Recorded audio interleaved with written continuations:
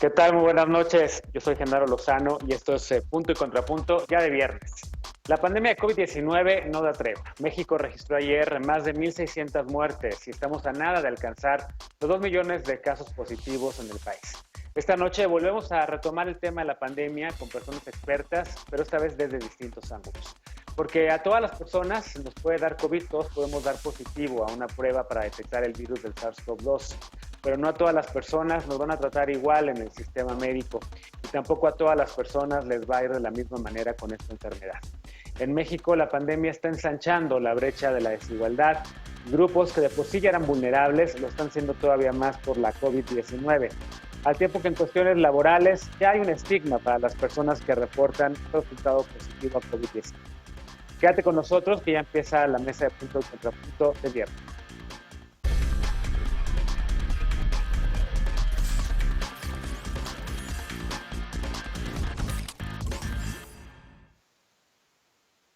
Empezamos con los temas de esta noche, COVID-19, cómo está afectando el país desde otros ángulos. Y para ello me da mucho gusto recibir desde la remota distancia a Geraldina González de la Vega. Ella es presidenta del Consejo para Prevenir y Eliminar la Discriminación de la Ciudad de México. ¿Cómo estás, querida Geraldina? Querido, ¿cómo estás? Muchas gracias por la invitación y muy buenas noches a tu auditorio. Al contrario, muy contento de tenerte por acá. Muy contento también de tener en la mesa a Ricardo Baruch, oficial de incidencia de la Federación Internacional de Planificación Familiar y activista LGBT. ¿Cómo estás, querido Ricardo? ¿Qué tal? Muy buenas noches a todos los colegas y pues un gusto estar de nuevo por acá en el programa. Bienvenido. Regresa también a la mesa Natalia Lane, ya la conoces, ella es coordinadora del Centro de Apoyo a las Identidades Trans y asambleísta consultiva también del Consejo para Prevenir la Discriminación de la Ciudad de México, el COPRED. Natalia, bienvenida, ¿cómo estás, querida? Hola, ¿qué tal, Genaro? Un gusto estar con compañeros y amigos en este espacio. Gracias, buenas noches. Saludo también a Fabián Villegas Pozos, él es director y cofundador de Contranarrativas. ¿Cómo estás, Fabián? Hola Genaro, hola a todos y bueno, todo muy bien por acá, saludos a tu auditorio. Bienvenido. Pues, ¿qué les parece si vemos primero el contexto de este primer tema al que vamos a hablar? Porque si sumamos la fortuna de las 26 personas más ricas del mundo, el resultado sería equivalente a la riqueza del total de la población mundial. Todos flotamos en el mismo mar, pero algunos navegan en superyates y otros se aferran a desechos flotantes. Esta analogía la hizo el secretario general de Naciones Unidas, Antonio Guterres, y la platicábamos la semana pasada, y deja claro que los terribles efectos de la pandemia no son los mismos para ricos que para pobres. Pero ser pobre no es la única desventaja. Todo de hecho empeora si eres mujer, si perteneces a una minoría étnica o si eres parte de la diversidad sexual. Veamos el contexto. La pandemia por COVID-19 no afecta a todos por igual. Según datos de Naciones Unidas, 7 de cada 10 personas en el mundo enfrentan una desigualdad cada vez mayor en términos de ingresos y riqueza, lo cual tiene un impacto directo en el acceso a servicios de salud y bienestar. En el último año, quienes viven en situación de pobreza y vulnerabilidad han enfrentado más riesgos de contagio de SARS-CoV-2 y consecuencias más graves para su salud. El secretario general de las Naciones Unidas, Antonio Guterres, denunció que las desigualdades en materia de salud aumentan en varios países debido a que los hospitales privados, las empresas e incluso los particulares acaparan equipo valioso que se necesita para todos. La salud está vinculada a factores como la situación socioeconómica, la alimentación, el grado de precariedad y hacinamiento, el nivel educativo, el tipo de trabajo e incluso el acceso a agua potable, y repercuten en múltiples enfermedades, limitando los años de vida saludable. Diversos estudios del tema han señalado lo mismo que Naciones Unidas. La pandemia ataca principalmente a quienes carecen de acceso a una vida digna. Las oportunidades no dependen únicamente de los ingresos. El género, el origen étnico, la raza, las discapacidades y otros factores de desigualdad tienen un impacto directo en la salud y las expectativas y las circunstancias de vida desde el nacimiento. Según el informe El virus de la desigualdad, publicado recientemente por Oxfam, las primeras afectadas son las mujeres debido a que mundialmente están sobre representadas en trabajos mal remunerados y precarios, que han sido los más afectados por la pandemia. Punto y contrapunto. En efecto, ahí está en la nota, vemos precisamente cómo esta pandemia puede afectar más a algunos grupos, pero platicábamos la semana pasada, Geraldine, empezó contigo, con una colega nuestra muy querida, Alejandra Haas, que nos presentaba justo este informe de Oxfam, un informe que hablaba un poco más de cómo la pandemia en efecto está ensanchando esta desigualdad en el mundo, pero si hablamos de lo local, si hablamos de la Ciudad de México, de donde tú conoces perfectamente bien y tienes un diagnóstico muy preciso de cómo está afectando, digamos, la COVID a los distintos grupos que ya de por sí eran vulnerables y entre otras cosas, ¿qué podríamos decir? ¿Qué podrías destacar? ¿En qué se diferencia, digamos, esta pandemia en la Ciudad de México con temas o cómo se empalma con temas de discriminación? ¿A quién está afectando más? Sí, muchas gracias. Pues sí, efectivamente, nosotras desde el COPRES, desde marzo, hemos estado insistiendo justo en la cuestión de los impactos diferenciados de la pandemia y de las medidas que se están adoptando para hacerle frente, ¿no? O sea, porque justo al principio se nos decía que es un virus que nos puede dar a todas las personas por igual, pero en realidad estamos viendo que hay personas que están mayormente expuestas al virus, no solamente por los grupos de riesgo que ya nos ha mencionado la OMS, como son personas mayores o personas con alguna comorbilidad, sino también están cruzadas, digamos, por los grupos de atención prioritaria, como los llamamos, los conocemos en la Ciudad de México, que son grupos históricamente discriminados, históricamente excluidos y que justamente como ahorita el reportaje decía, ¿no? O sea, que están relacionados con las condiciones de vida, con una falta o una ausencia de vida digna, con cuestiones de trabajos precarios, falta de acceso al agua, falta de acceso a bienes, a servicios, etcétera. Entonces, desde el principio empezamos a notar estos impactos diferenciados, estos impactos desproporcionados,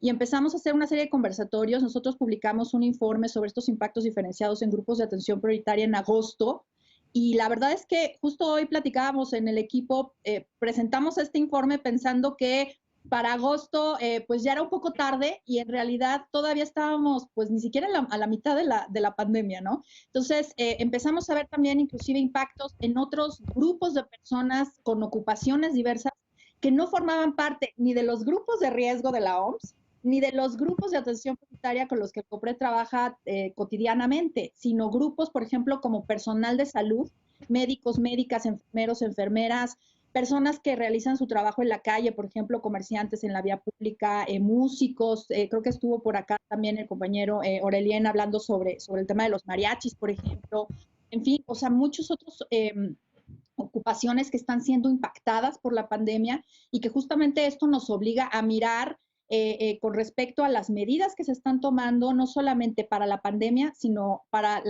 paliar la crisis económica en la que ya se convirtió la pandemia, Claro, ¿no? claro. Algunos de estos temas, en efecto, Geraldine, ya los hemos tocado, no a este nivel, digamos, de la Ciudad de México.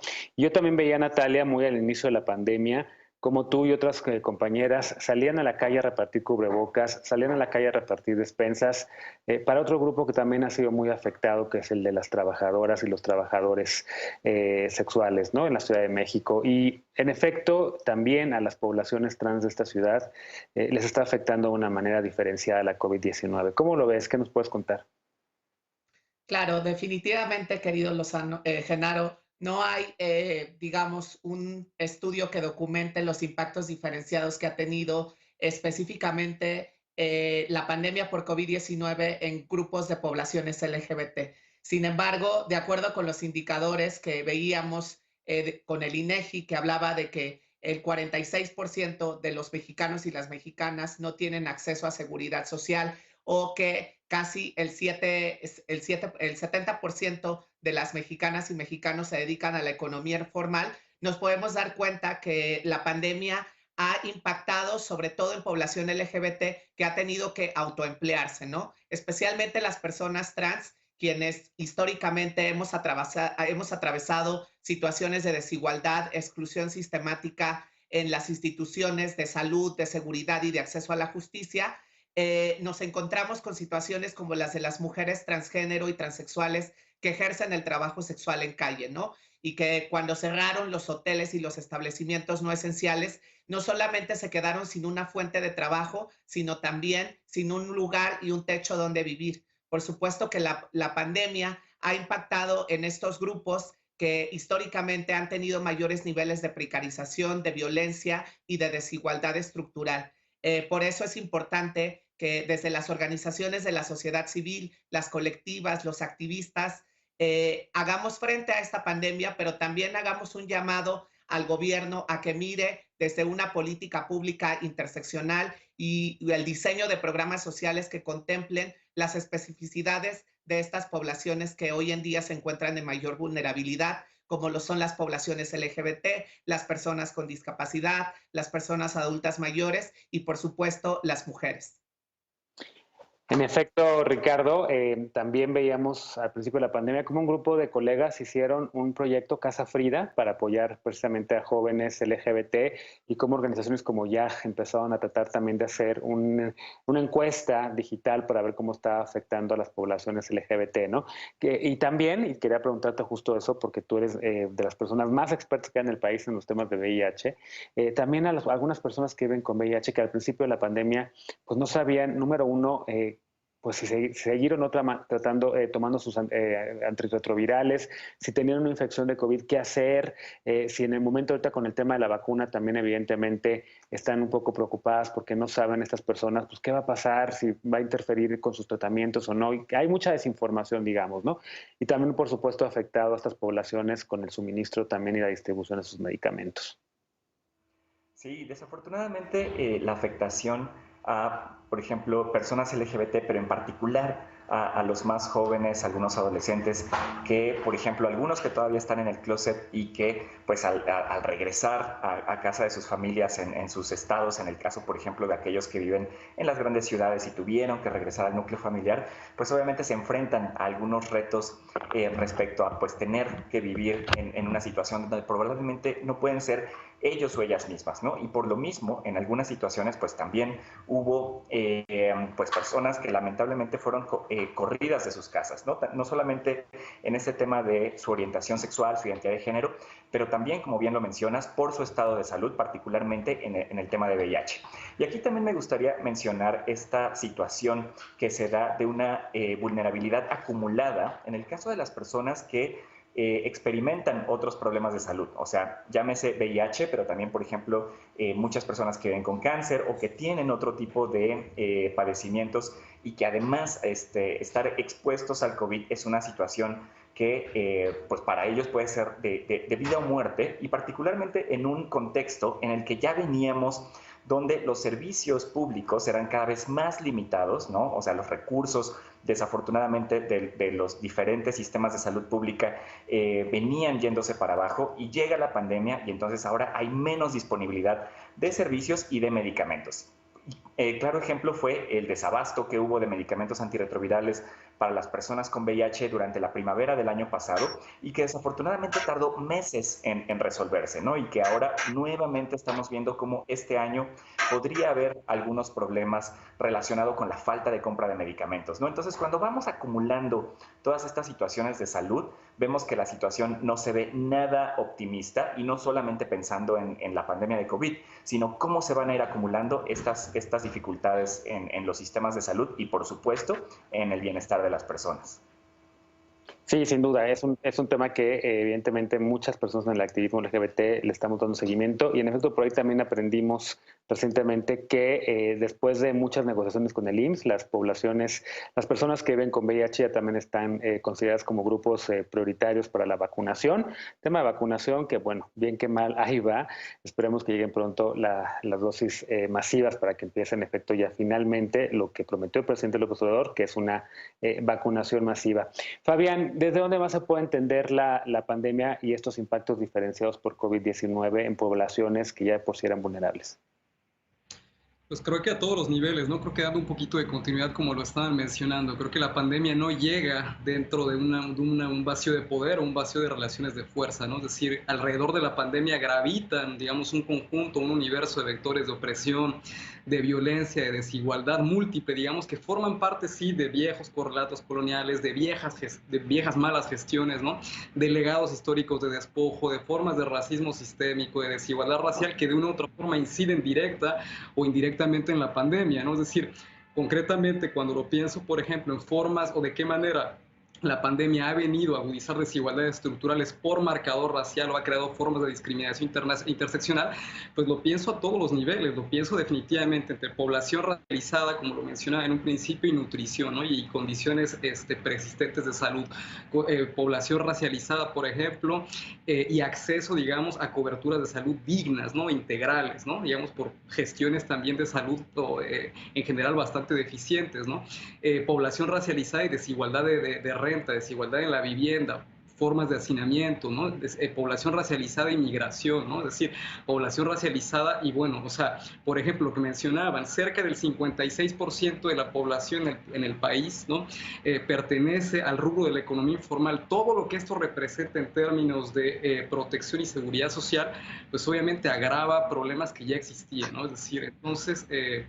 creo que muchísimas cosas. Es importante mencionarlo. No creo que definitivamente inaugure, ¿no?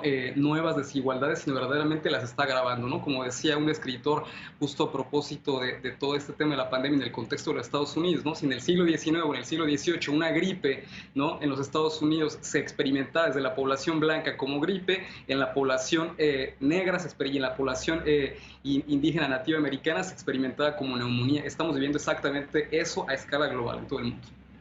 En ese sentido, Fabián, en efecto, si uno voltea a ver los resultados, los informes que están dando en Estados Unidos muy puntuales sobre estos impactos diferenciados de la COVID, allá como que hay una radiografía muy clara, ¿no? La COVID está afectando principalmente a latinos, a personas hispanas y a afroamericanos.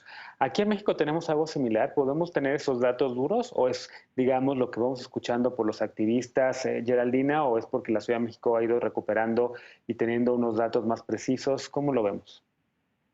Tenemos algo de datos. En agosto salió un estudio del doctor Hernández Bringas de la UNAM, en donde nos hacía una radiografía de la demografía de las personas que estaban enfermándose más por COVID y que estaban muriendo más por COVID. Con esos datos, digamos, en agosto, septiembre del año pasado, pudimos ver, por ejemplo, que la mayoría de las personas que estaban muriendo son hombres de entre 40 y 69 años, que tienen ocupaciones de trabajos tipo, los llamaban de administración o trabajos, digamos, en el empleo informal, principalmente, pero también había mujeres amas de casa y hombres mayores jubilados, pero que no tenían una jubilación suficiente, ¿no? Entonces, aquí nos está hablando precisamente de quiénes son los que tienen o las que tienen que salir de sus casas, ¿no?